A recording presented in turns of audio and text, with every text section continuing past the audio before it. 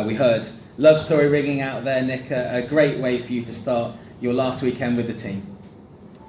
Yeah, it's really unbelievable how the race played out, and also this last few events, or really since Monaco.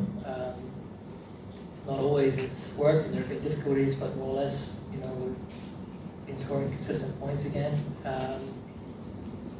Honestly, coming into this building this weekend, I thought everything was fine, but today I haven't eaten. I just feel anxious. I feel weird. I've been probably the grumpiest guy inside my team, and I've just felt, London always kicks me in the nuts somehow, and I was kind of expecting it. And so yeah, super kind of relieved that I finally had a race here that's go to plan, and we can show the performance we had, because the car that I had in free practice, in qualifying and in the race was really unbelievable, and that's credit to the team. Super proud to have a race win and a race, this season that we win on pace. There's no doubting that Berlin, was all about strategy, a different style of race. Shanghai was in the wet, but today was about being efficient and fast. And before the end of the season and coming to the end of our chapter, is super nice to be able to tick that box. How frustrating is it for you that you've had an incredibly strong second half of the season after the first half of the season?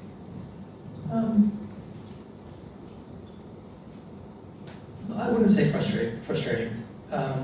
Of course, it wasn't ideal to go through a rough start, but honestly, when I look at Oliver Rowland, he's been the benchmark this year.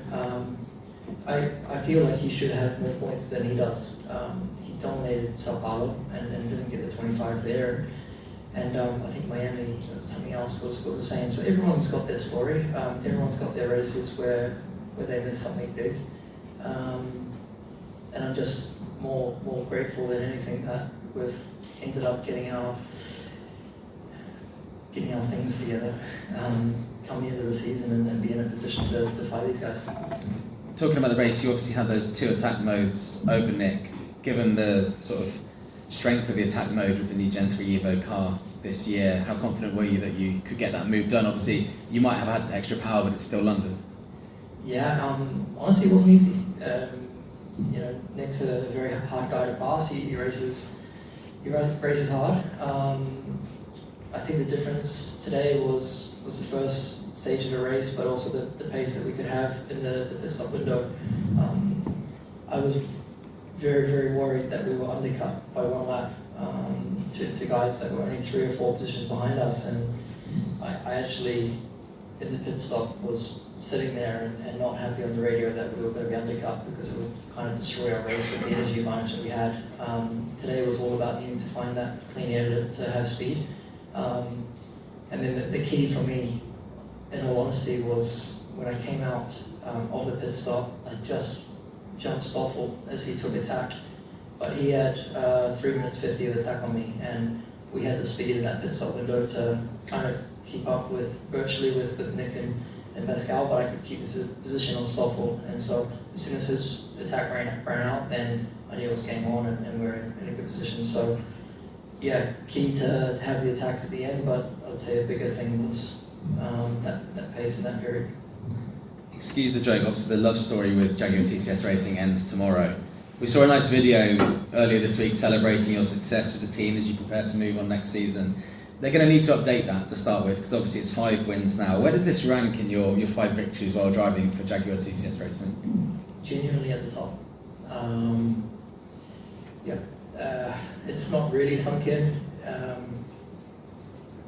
but it's been a tough one, as I said, coming back to this building, 12 months on, gone through a lot. Obviously this season, it's hard, obviously knowing it's the last weekend. My family here, the team's got a lot of partners here. It just makes it incredibly special. And yeah, when you can do it with a fast car and the team operating flawlessly, then it's very, very nice. When you see London in the calendar next year, are you going to come into it despite what happens tomorrow, with a maybe more positive outlook, to maybe erase some of those memories from last year? You know, I probably talk about it too much, but I feel okay talking about it. The thing is, coming here it's one of my favourite tracks. I think qualifying wise, I've got easily my best qualifying average here. I feel very strong on one lap here, so I really enjoy coming to this track, and I think qualifying here is probably one of the best moments of the year for me.